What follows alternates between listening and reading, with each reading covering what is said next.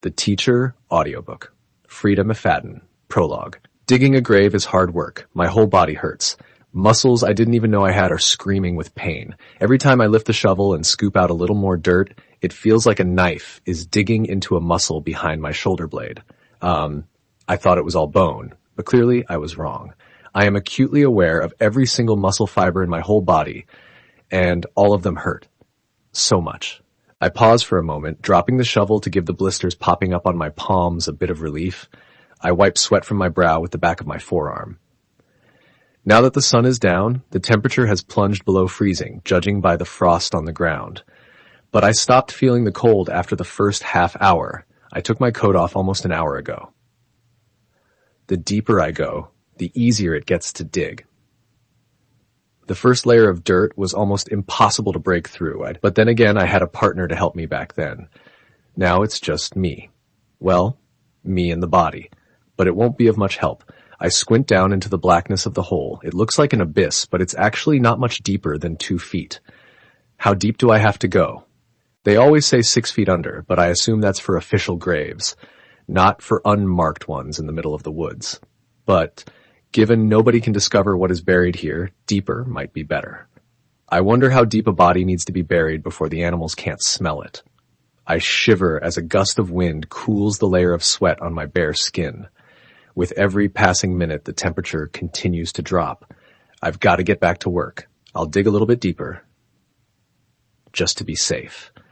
I pick up the shovel once again, and the sore spots in my body all fight to be the center of attention. Right now, my palms are the clear winner. They hurt more than anything. What I wouldn't give for a pair of leather gloves. But all I've got is a pair of big puffy ones that made it hard to grip the shovel. So I've got to make do with my bare hands, blisters and all. When the hole was shallow, I was able to dig without climbing in. But now the only way I can continue is to be inside the grave. Standing inside a grave feels like bad luck. We all end up in one of these holes eventually, but you also don't have to tempt fate. Sadly, it's unavoidable right now. As I dig the blade of the shovel into the dry, hard soil once again, my ears perk up. It's quiet here in the woods except for the wind, but I'm certain I heard something. Crack! There it is again. It almost sounds like a branch snapping in half, although I can't tell if it was coming from behind me or in front of me.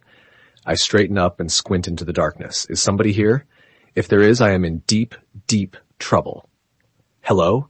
I call out, my voice a hoarse whisper. No answer. I grip the shovel in my right hand, listening as hard as I can.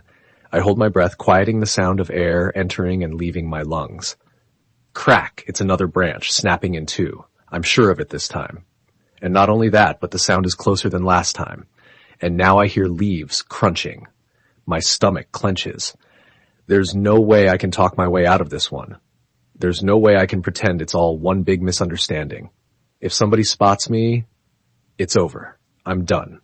Handcuffs snapped on my wrists, a police car with sirens wailing, life in prison without chance of parole, all that jazz. But then in the moonlight, I catch a glimpse of a squirrel darting out into the clearing. As it scurries past me, another twig snaps under the weight of its small body. As the squirrel disappears into a clearing, the woods descend back into deadly silence. It wasn't a person after all. It was just a wild animal. The sounds of footsteps were just scampering little paws. I let out a breath. The immediate danger is gone, but this is not over, far from it. And I don't have time to take a break. I have to keep digging. After all, I have to bury this body before the sun comes up. Part 1, Chapter 1. Eve. 3 months earlier, people are always telling me how lucky I am. They tell me that I have a beautiful house, a fulfilling career, and I constantly get compliments on my shoes. But I'm not kidding myself. Please click on the link in the description. Dear book lover, wonderful person, to listen to the entire book, please click on the link in the description. Please click on the link in the description.